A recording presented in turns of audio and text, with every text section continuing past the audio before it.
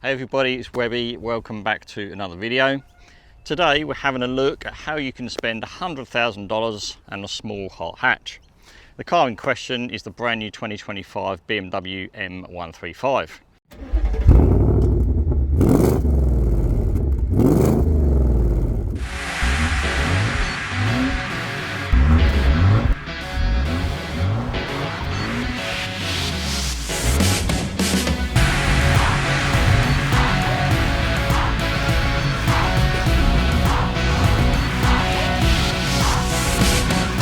$100,000 sounds a lot of money, and it is really for a small hatch, but today $100,000 doesn't necessarily get you much. Cars I've driven recently, like the Mustang GT, the BMW iX2, they're all around a similar price point. So really $100,000, yes, it's a lot of money, but it's becoming quite common on what you need to spend to get a high-end car these days. Now you could argue that the M135, you could save yourself $15,000 to $20,000 and buy a Volkswagen Golf R, because it does exactly the same thing. They've both got a 2-litre turbocharged petrol engine with around 230 kilowatts. They've both got part-time four-wheel drive, 7-speed dual clutch transmission. So why would you spend an extra 15 to 20 grand more on the BMW to get the same experience? Well, that's what we're going to find out in this video. We're going to have a look around the car, look at all the features, take it for a drive, and see whether it's worth spending that extra money over the Volkswagen Golf. So like any good car review video, we're going to start at the front of this M135. A lot of people have been questioning whether this still looks like a BMW from the front with this new sort of elongated bonnet. I have to say I probably agree with them slightly.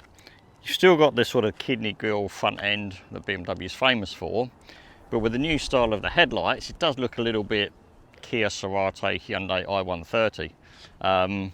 So yeah, not completely sold on the new design, but it does look a little bit more modern than the previous generation of 1 Series. Anyway, under the bonnet of this new 135, it's a 2-litre turbocharged 4-cylinder petrol engine, which develops 233 kilowatt and 400 newton meters of torque. 0 to 100 is just under 5 seconds. So it's pretty much the same as that Volkswagen Golf R that I mentioned earlier, in terms of how much power and torque it's got and how fast it is getting to 100 kilometers an hour. So they are really direct rivals. So yeah, you've still got to sort of decide whether you want to spend the extra money to get the BMW badge over the Volkswagen badge. So other bits that are slightly different. So last week I had a 118, and on the outside you really can't tell the difference because the blue 118 I had last week had the same wheels that this car's got. The only telltale sign is the front kidney grille and the grille that kind of surrounds the sensor there at the front for the adaptive cruise control. It's a slightly different design, and that's the first giveaway clue that this is the 135, not a 118. We've got some nice standard equipment on this car though. We get things like the nice adaptive LED headlights that BMW are famous for. This paint is a $1,300 option. It's called Skyscraper Grey, which I happen to think is one of the best colours that BMW do at the moment. Some people might think it's a bit boring. I actually think it's quite classy. You do get things like 360 cameras. We've got all the front sensors as standard. You get this nice gloss black front grille at the bottom here. So there's certain elements of the car that I think are actually quite good looking. We've still got the old style BMW badge. Some of the cars I've had recently have got that new sort of design with those different sort of circles going on. But the old design is still pretty good. If we come around to the side of this M135, there's 2 styles of alloy wheels that you can choose without having to spend any extra money. I do quite like this machine face 2-tone design, particularly against the lighter paintwork on the Skyscraper Grey. Gloss black door mirrors do look quite nice, again a good contrast against the grey colour. The sunroof is standard as well, which is nice. That was an option on the 118 that I had last week. So it starts to sort of build back up some value in the price of the car, because everything you see here is pretty much standard. So you're paying a lot of money, but at least you're not having to dip into your pocket to buy more stuff just to make it a decent spec car. Now looking down at the side of the car before we get to the back, there's some interesting details here as well. The door mirrors have got this sort of sculpted section here like you'd find on something like an M3 or M4. It's also got the 360 cameras built into the door mirror casing as well. You've got this lovely line which goes down the side of the car just to give it a bit more sort of texture, if you like, and a bit of shape. I also really like the number 1 that they've put here in the C pillar or D pillar right next to the back window. I think that's quite a nice little touch. Coming round to the back of the car, this is actually one of my favourite views. I do love this sort of 3/4 angle.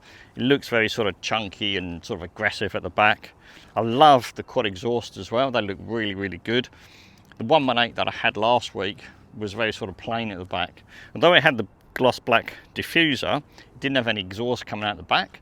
So these quad exhausts really give it some sort of aggressive stance, and it tells you this is a $100,000 car that can get to 100 in less than 5 seconds. In terms of badging around this M135, it's actually quite subtle. You really wouldn't know what this car is until you probably looked at the exhaust tips. There's a small M135 badge here on the back, but for this new model it's actually changed slightly. There's no I on the end, because BMW have left the I for their electric cars like the i4 and iX1 and things like that. So it's purely just called M135 now. But yeah, so it's very sort of subtle and kind of understated, particularly in this grey colour. So it's not sort of shouting, look at me, I'm a fast hot hatch. One other thing that's different on this M135 is the extended rear spoiler. The one on the 118 is much smaller and integrated, where this one on the M135 sticks out over the rear window to tell you this car means business. So the actual back of the car, I think it's probably one of its better angles. In terms of the boot, it's electric, as you'd expect on a car that costs this much money. When we open it up, 380 litres, as is standard, with all the seats up in place, and that can extend to 1200 litres if you fold all the seats down. You do get this little hidey hole underneath, which you can actually take out completely if you need a bit more height in the boot, so that's actually quite a useful feature. Your rear shelf comes out. Your rear seats are 40-20-40 split, so you can have different ways of actually folding your seats down to put bigger items in the car, but also carry passengers at the same time. So quite a practical, usable space in the back of what's considered quite a small hatch these days. Where the bloody hell's Webby? What are you doing? I'm just having a break.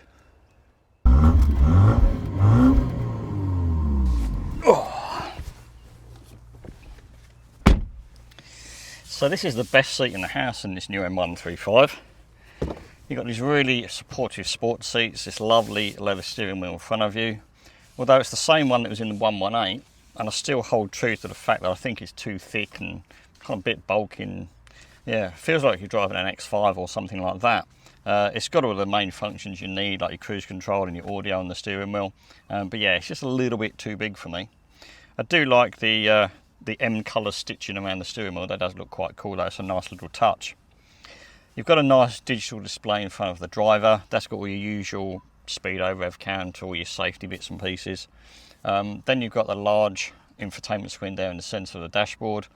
So that's got your wireless CarPlay, you've got wireless phone charging. The only downside to that centre dash, and that's like a lot of cars nowadays, is everything's on there.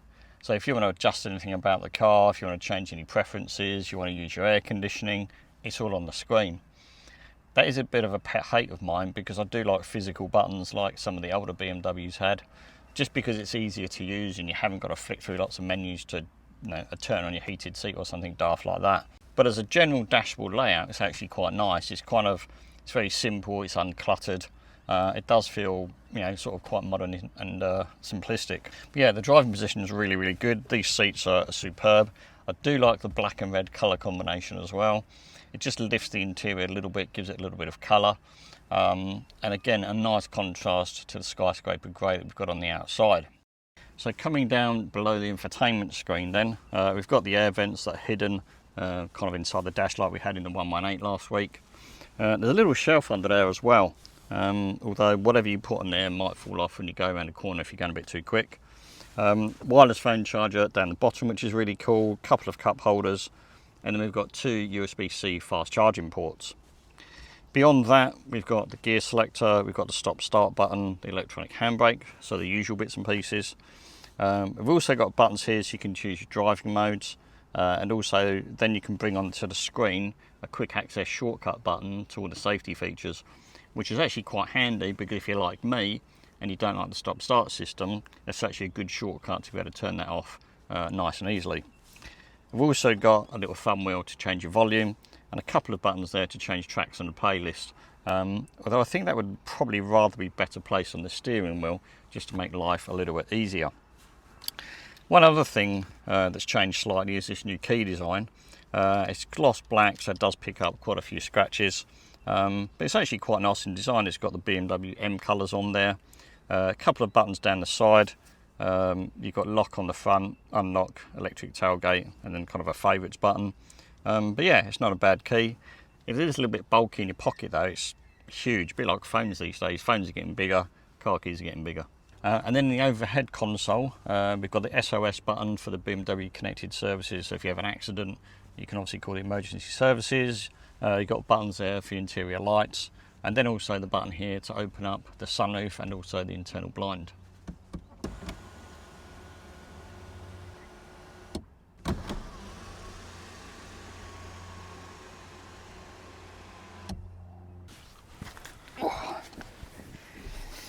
Geez, getting in the back is a little bit of a challenge. The door actually opens nice and wide, but you really have to duck your head down to get under this door sill, because yeah, I'm only 5'6", my head's almost touching the ceiling, and you have to really duck down so you don't whack your head on that. But once you get in, the actual space is pretty decent. The seat's obviously in my driving position, and I've got quite a lot of leg room behind me.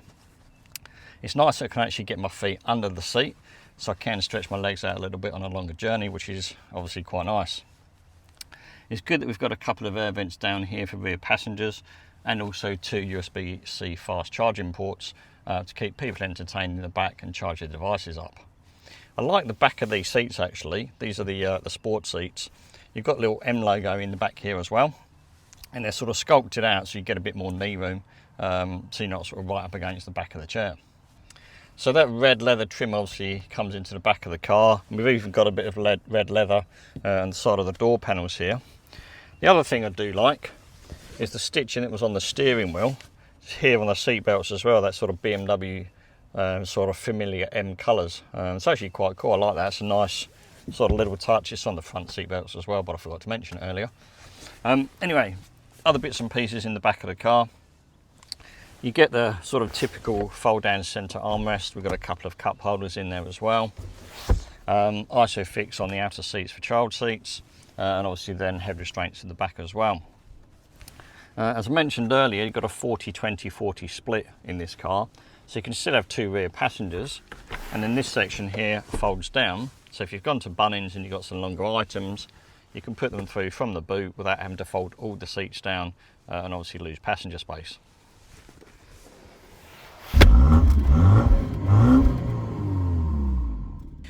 Alright, so let's have a look under the bonnet next, and let me show you the 2-litre power plant that powers this M135. The bonnet release is on the driver's side, so we just flick the little lever twice, which is standard BMW practice, and then you haven't got to worry about any little latches when you get under the bonnet. You literally just lift it up and off you go. So under the bonnet, there's not really a lot for you to do under here. The engine's here. All you've got to worry about is the little blue cap, which is your washer bottle. Maybe check your oil every now and again in between services, and that's all you really have to do. So there you go, under the bonnet.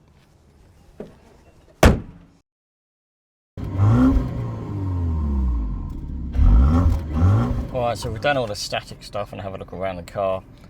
Let's take it for a drive and see what it's like out on the open road, and see how much fun you can have in this new M135.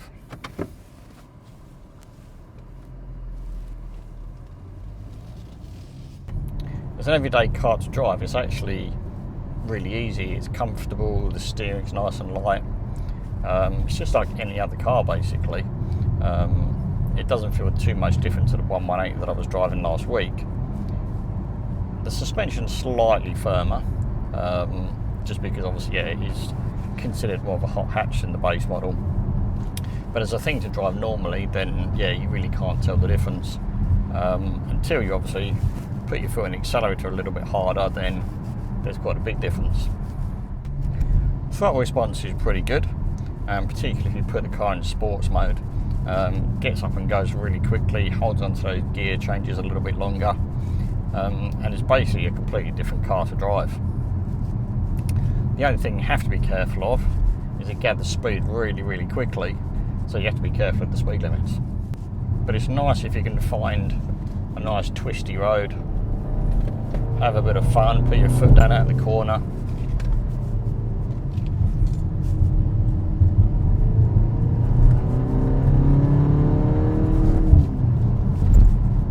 And yeah, you can have a lot of fun. You can play with the paddles behind the steering wheel to change gears manually.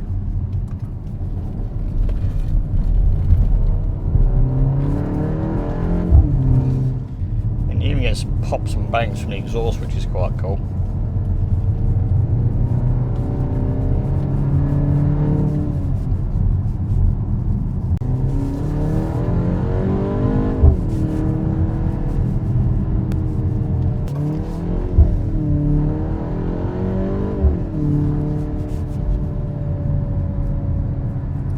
Yeah, that's actually a lot more fun than I was expecting it to be, really. I thought it would be a little bit kind of dialed back, but yeah, when you really grab it by the scruff of the neck and go for it, obviously within the speed limit, it's yeah, it's a lot of fun. The thing I like is the suspension's not too hard even in sport mode, considering we're sitting on 19-inch wheels. Yeah, the ride's pretty decent.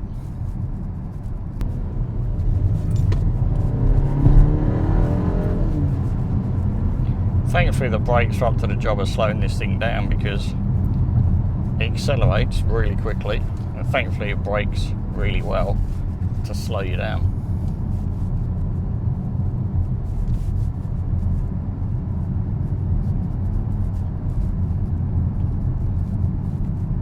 The nice thing is you can go from having a bit of fun on the twisty roads, put the car back into drive and just poodle around town, and yeah, it just becomes an everyday car then.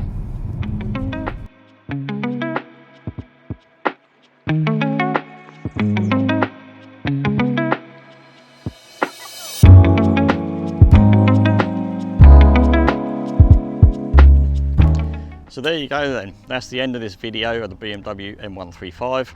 I've had a really good week driving this car. It's a fantastic everyday driver's car, but you can go out on the weekends and have a bit of a fun on the twisty roads wherever you live. Would I put my own $100,000 into this car? That's the big question though. I would have to go and drive the Volkswagen Golf R just to compare and see whether the BMW is worth that extra money.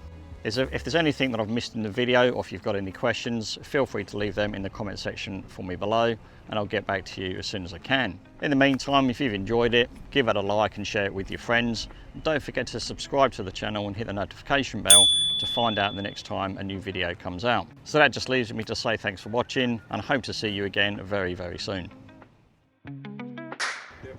Yep. That key thing gives you the after a while. The flap's open. Okay. Under there. Yeah, I just literally heard the flap's open. That's quite cool. Okay, so I'll do the silly one first, shall I? One other thing that's different on this M135. The other thing that's different about the M135. One other thing that's different about the back of the M135. Am I going to get in here?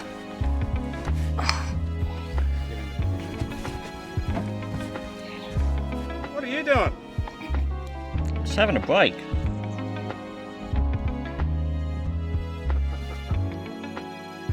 What are you looking for?